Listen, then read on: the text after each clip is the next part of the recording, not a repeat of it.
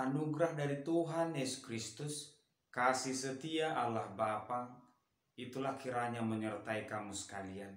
Amin. Firman Tuhan di pagi hari ini tertulis di Efesus pasal 2 ayat 22. Di dalam Dia kamu juga turut dibangunkan menjadi tempat kediaman Allah di dalam Roh. Demikian pembacaan firman Tuhan. Selamat pagi dan salam sejahtera untuk kita semua. Bapak Ibu saudara terkasih, sejak semula dunia ini dan manusia diciptakan Tuhan dengan baik. Meskipun perlahan perbedaan itu muncul, salah satu contoh pekerjaan Kain dan Habil, namun perbedaan itu tidak menjadi masalah di hadapan Tuhan. Kita melihat juga ketika manusia berpencar, ketika kisah Menara Babel, ada yang pergi ke Asia, Eropa, atau Afrika. Itu adalah hal yang baik dan Tuhan tidak mengatakan itu hal yang salah. Sehingga cuaca bisa membuat perubahan warna kulit manusia.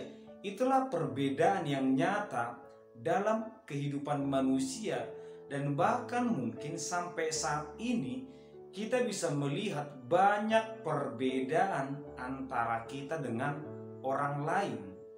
Namun perlahan manusia itu sendiri menjadikan perbedaan itu sebagai persoalan. Padahal dari awalnya Tuhan tidak pernah mempersoalkan perbedaan. Bahkan seharusnya kita bisa melihat itu sebagai keindahan. Terutama ketika manusia mengenal istilah bangsa pilihan, bahwa mereka adalah bangsa yang terpilih, sedangkan bangsa lain itu bangsa yang berbeda, bangsa yang tidak layak di hadapan Tuhan. Atau ketika bangsa itu, bangsa Israel, mengenal hukum Taurat, muncullah pemahaman mereka semakin mendalam tentang hukum Taurat.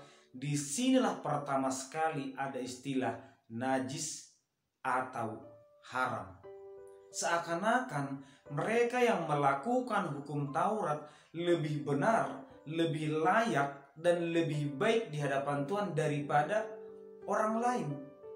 Bahkan mungkin kenyataan yang terjadi adalah pemahaman mereka tentang hukum Taurat semakin menjauhkan mereka dari orang lain, bukan semakin mengasihi atau menjalin hubungan dengan orang lain.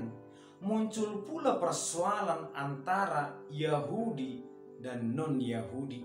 Seakan-akan orang Yahudi adalah orang yang benar, di luar orang Yahudi bukan orang yang benar atau tidak memiliki hak yang sama di hadapan Tuhan. Bagi mereka, perbedaan itu adalah masalah.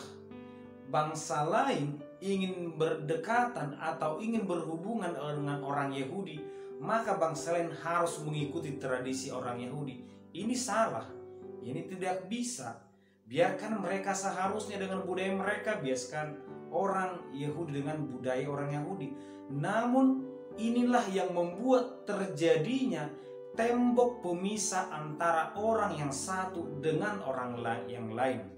Paulus menemukan persoalan ini dalam jemaat Efesus. Kita bayangkan dalam sebuah jemaat yang kenyataannya berasal dari suku yang berbeda-beda, antara suku Yahudi dan yang bukan Yahudi. Namun perbedaan suku ini menjadi persoalan di dalam persekutuan itu, di dalam rumah ibadah itu sendiri. Dan Paulus melihat ini sebuah masalah yang tidak bisa dibiarkan. Karena kenyataannya tembok itu akan semakin besar, dan persekutuan itu, peribadahan itu bukan malah mendekatkan kita kepada Tuhan, tetapi membuat kita semakin jauh dari Tuhan.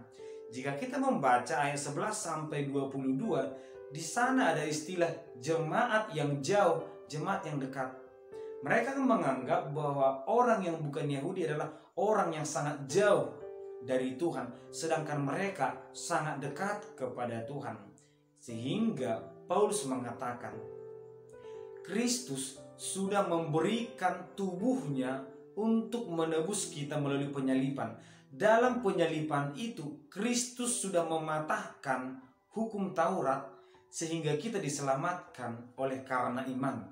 Yang kedua, Kristus telah merobohkan tembok-tembok pemisah antara orang yang satu dengan orang yang lain, sehingga kita ini satu dengan yang lain. Kita ini satu jemaat, satu keluarga.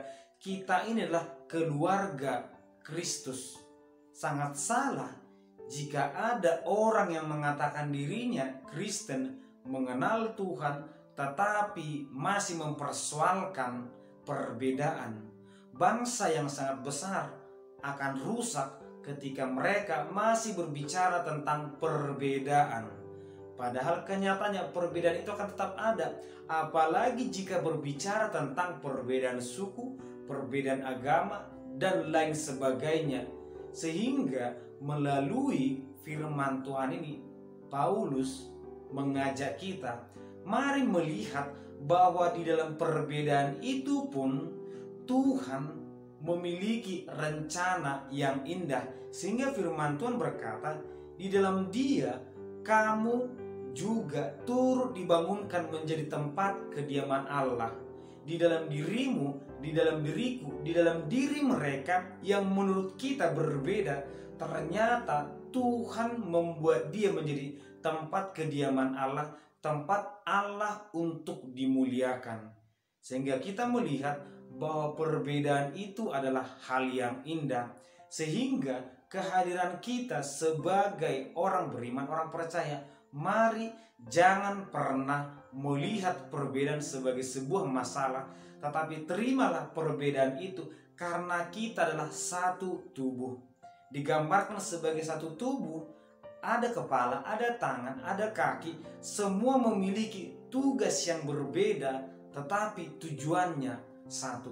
Demikianlah indahnya ciptaan Tuhan itu jika kita betul-betul membiarkan hidup kita dikuasai oleh Roh Kudus. Dikatakan di sini, di dalam Dia kamu juga turut dibangunkan menjadi tempat kediaman Allah di dalam Roh.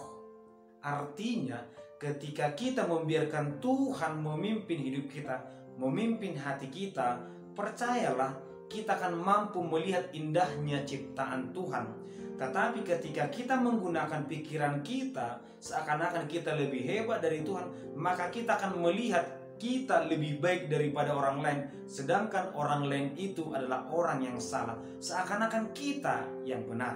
Tetapi melalui tuntunan Roh Kudus, kita akan semakin dikuatkan, kita akan semakin diperlengkapi untuk mengenal untuk apa kita hadir dan apa yang Tuhan inginkan dari kita. Amin, kita berdoa. Terima kasih Tuhan, di pagi hari ini kami mendengarkan firman-Mu, berkat-Mu Tuhan. Sertai dan tuntun kami selalu, agar kami mengenal arti kehadiran kami, agar kami mengerti perbedaan yang ada di dunia ini. Berkati kami Tuhan, beribadah kami, berkati kami gereja kami Tuhan, persekutuan kami agar menjadi berkat bagi orang lain. Dalam nama Anak Yesus Kristus kami berdoa. Amin.